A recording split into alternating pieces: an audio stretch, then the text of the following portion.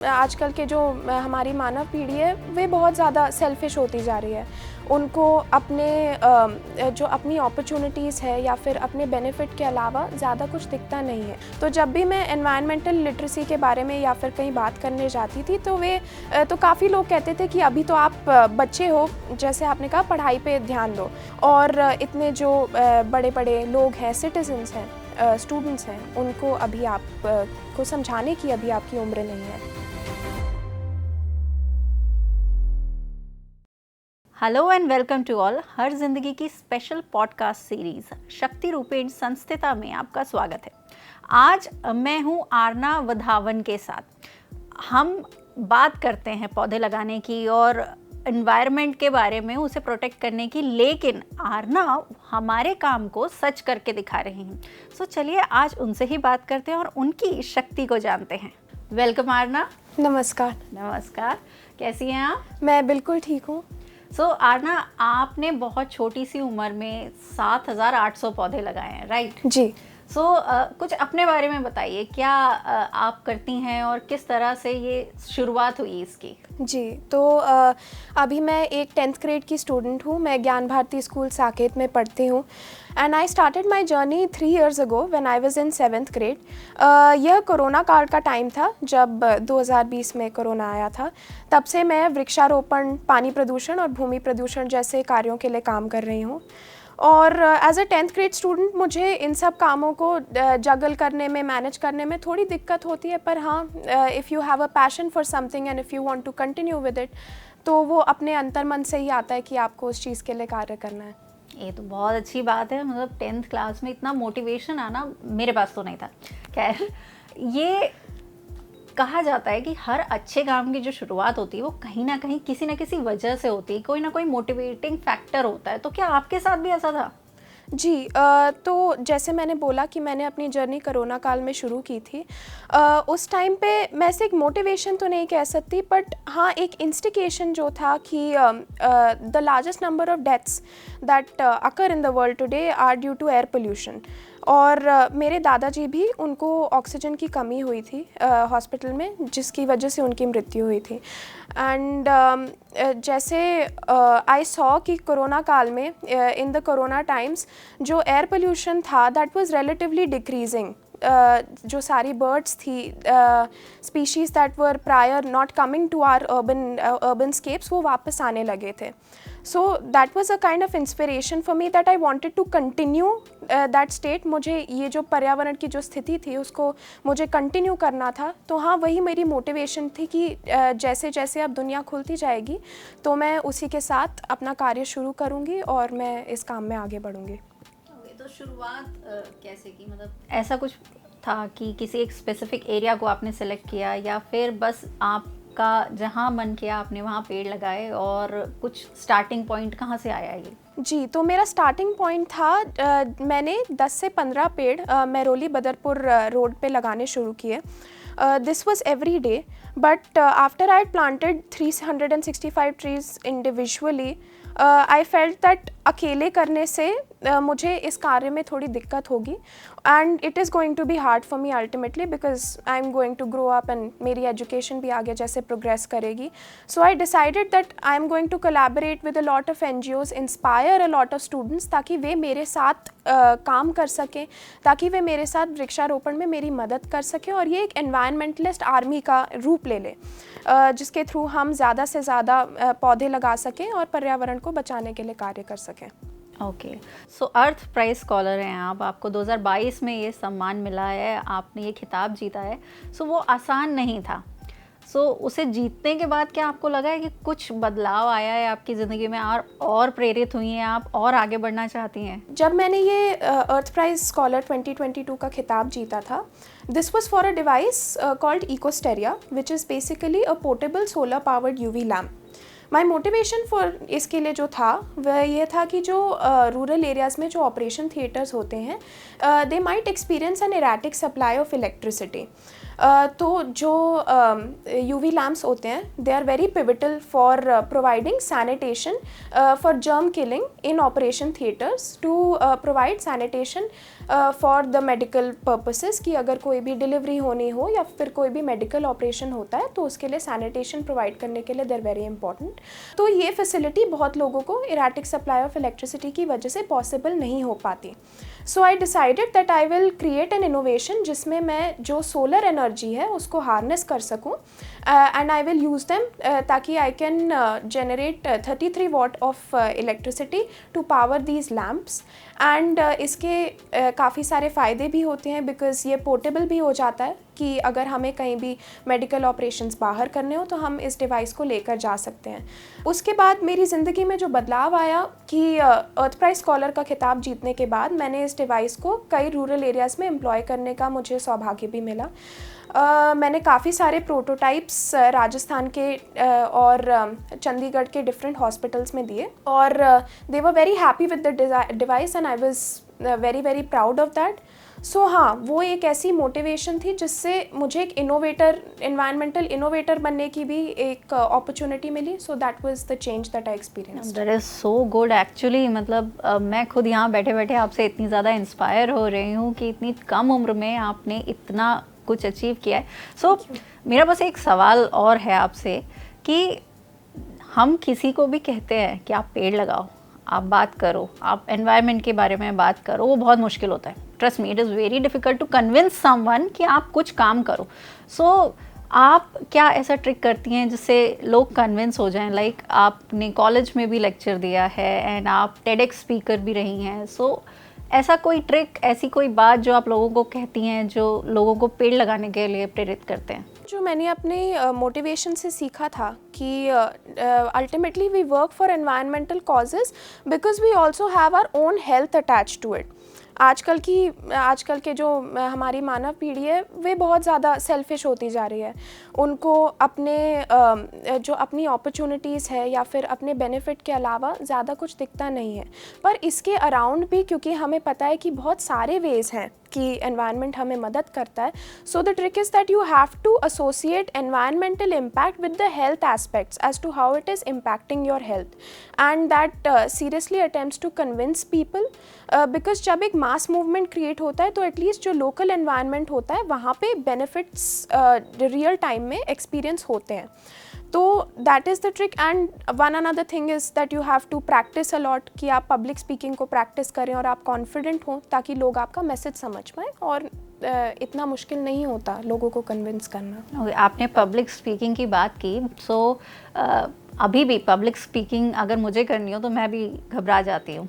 क्या ऐसा आपके साथ भी होता है, कुछ जिटर्स या समथिंग? एंड क्या आपके पास ऐसी कोई ट्रिक है जो आप मैनेज करती हैं? लाइक टेडेक्स स्पीकर होना, एक बड़े ग्रुप को आप जाकर बात करती हैं, अपनी बात समझाने की कोशिश करती हैं। सो क्या ऐसी कोई ट्रिक है जो आपकी नर्वसनेस को कम करती है या something like that? What I always tell students is कि अगर उनको पब्लिक स्पीकिंग प्रैक्टिस करनी है तो वो एटलीस्ट अपनी फैमिली के सामने या अपने जो सहपाठी हैं, अपने स्कूल मेट्स हैं, उनके सामने ही बात करने की कोशिश करें ताकि जो एक स्टेज फ्राइट उनके अंदर डेवलप्ड होता है उसको इरेडिकेट करने की कोशिश की जा सके। So that is one of the things that you need to be confident and of course practice makes a man perfect. जब मैंने अपनी फर्स्ट टेडेक्स टॉक दी थी आई वाज वेरी यंग, तो ऑब्वियसली मुझे भी काफ़ी डर लग रहा था। बट एज़ यू प्रोग्रेस और आप काफ़ी सारी स्पीचेस देना शुरू करते हैं, जैसे मैंने एनवायरमेंटल लिटरेसी के ऊपर स्पीचेस दी थी, तो उससे आप और ज़्यादा कॉन्फिडेंट हो पाते हैं। And yeah, that is about it. That is one of the tricks. And one personal thing that I realized when I was, you can call it practice or you can call it experience, मुझे realize हुआ कि ये सारे लोग जिनसे मैं बात कर रही हूँ ये मेरे अपने ही हैं। जो चीज़ मैं एक्सपीरियंस करती हूँ वही ये एक्सपीरियंस करते हैं, तो उनसे डरने की कोई ज़रूरत नहीं होती या फिर there is no need to be scared of them. Okay, that is so good. एक चीज़ जो हम सब ने देखी है, हम सब ने कहीं ना कहीं ये फील की है कि अगर हम कुछ अलग काम करने जाते हैं तो स्पेसिफिकली सोसाइटल प्रेशर जो है वो कहीं ना कहीं आ जाता है। कहीं ना कहीं आपको ये कहा जाता है कि अरे ये क्या है, अरे इससे क्या होगा, अरे आगे क्या करोगी, अरे ऐसे क्यों, अरे पढ़ाई पे ध्यान दो। और ये सारे अरे और सवाल और जवाब क्या आपके साथ भी ऐसा कुछ हुआ है? क्या आपको भी कभी ऐसा महसूस हुआ है कि अननेसेसरी प्रेशर क्रिएट हो रहा है? अल्टीमेटली आपके साथ एक वर्कफोर्स एक जो मोटिवेशनली ड्रिवन कुछ सेट ऑफ पीपल को मोबिलाइज करना, it becomes difficult and I was quite young when I had started my journey. तो जब भी मैं एनवायरमेंटल लिटरेसी के बारे में कहीं बात करने जाती थी तो लोग कहते ही थे कि अभी आप बच्चे हैं और आपको पढ़ाई पे अभी ध्यान देना चाहिए, और इतने जो बड़े बड़े लोग हैं, सिटीजन्स हैं, स्टूडेंट्स हैं, उनको अभी आप को समझाने की अभी आपकी उम्र नहीं है। But one thing that they don't realise is that once you realise something, cause does not have an age. जो शायद मैंने समझ लिया होगा, शायद उन लोगों ने अभी तक नहीं समझा होगा, या उन पे एक्ट करने की उनकी मोटिवेशन नहीं होगी। तो I just act as a motivator in that sense. Ultimately क्या हुआ, as I progressed with time, people started joining me, realizing that I could do both things. मैं पढ़ भी सकती हूँ और मैं environmental causes पे साथ साथ जो मैं एक passion को hold करती हूँ उस पे भी मैं काम कर सकती हूँ. So yes, that is one of the things, because people do ultimately challenge you. लोग आपको कभी कभी आपसे प्रश्न पूछते हैं, सवाल उठाते हैं, but you have to wade through all of those challenges और आपको विजयी तो होना ही होता है कभी ना कभी. That is so nice. और जैसे कि आपने कहा कि आपको दोनों चीज़ें मैनेज करने में प्रॉब्लम नहीं होती है, तो क्या आपकी इसके लिए कोई ट्रिक है टाइम मैनेजमेंट के लिए? आई मीन आप स्कूल की पढ़ाई भी करती हैं, उसके साथ आप अपना पैशन भी फॉलो कर रही हैं, उसके साथ आप लोगों को मोटिवेट भी कर रही हैं, उसके साथ आप पेड़ भी लगा रही हैं, आप बहुत सारी चीज़ें एक साथ कर रही हैं, आप जगल कर रही हैं चीज़ों को. सो क्या उसको मैनेज करने का कोई तरीका आपके पास है? मेरे दिन का हर minute has to be plan through. वो मेरे माइंड में अब अल्टीमेटली सेट हो ही जाता है. तो मैं सुबह शुरू करती हूँ और 2 बजे तक से मैं स्कूल से वापस आती हूँ. फिर मुझे एनवायरमेंटल कॉजेज़ पे कुछ भी जो मेरा उस दिन का काम होता है मुझे वो करना होता है, और फिर मैं आके पढ़ती भी हूँ. I am a good student at school. तो फिर मैं काफ़ी टाइम तक पढ़ रही होती हूँ और बीच में मुझे एनवायरमेंटल कॉजेज़ के लिए भी टाइम निकालना पड़ता है. तो I sleep by 1:30 and I wake up by 7:30. So it's a bad schedule, but then you ultimately get used to it. आपको उसकी आदत पड़ जाती है if you want to excel or do something or motivate or inspire people. That is so nice. So आपने air pollution को लेकर इतना काम किया है, सो क्या आप ऐसे कोई प्लान्स बता सकते हैं जो हम लोग घर में लगाएं या जो बहुत इजी हो मेंटेन करना, क्योंकि लोगों को बहुत डिफ़िकल्टी होती है अपने घर का प्लांट अलाइव रखने में.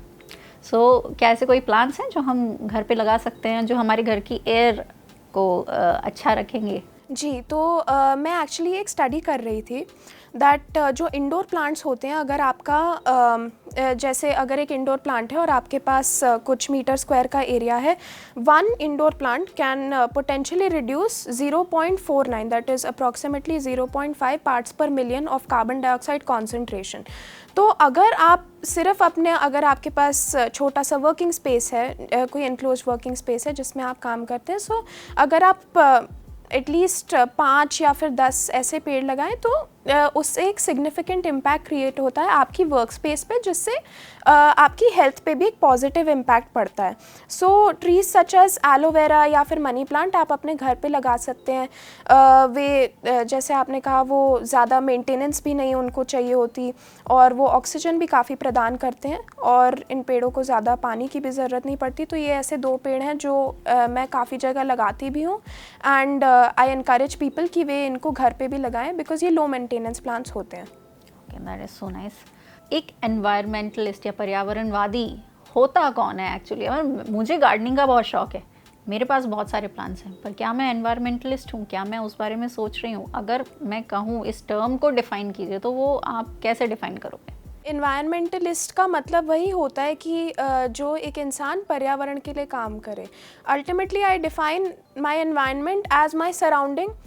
anything that is contained within my surroundings is my environment. अगर आप अपने घर पे भी if you're working towards causes like plastic pollution और आप अपनी waste segregation करते हैं, जैसे one of the ways I endorse in a lot of places कि आप प्लास्टिक को कैसे मैनेज कर सकते हैं is the way of eco bricks, जिसमें आप अपना जो प्लास्टिक वेस्ट है उसको अच्छे से धो के ड्राई करके you can stuff it in plastic bottles and you can use this to create temporary structures even at home.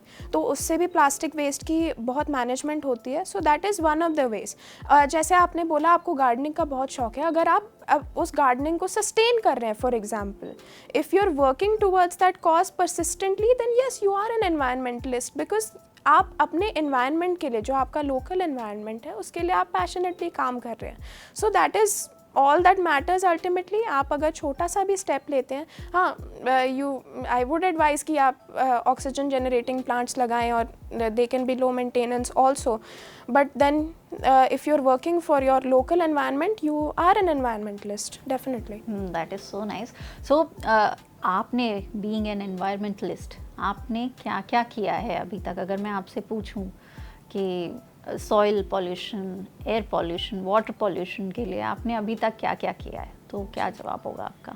तो मैंने जैसे बोला कि मैं अवेयरनेस प्रोग्राम्स करती हूँ। मैंने अभी तक दिल्ली, जयपुर, अम्बाला, जयपुर, जोधपुर और केरला में और इंटरनेशनली मैंने नेपाल और बांग्लादेश में ऑनलाइन अवेयरनेस प्रोग्राम्स किए हैं।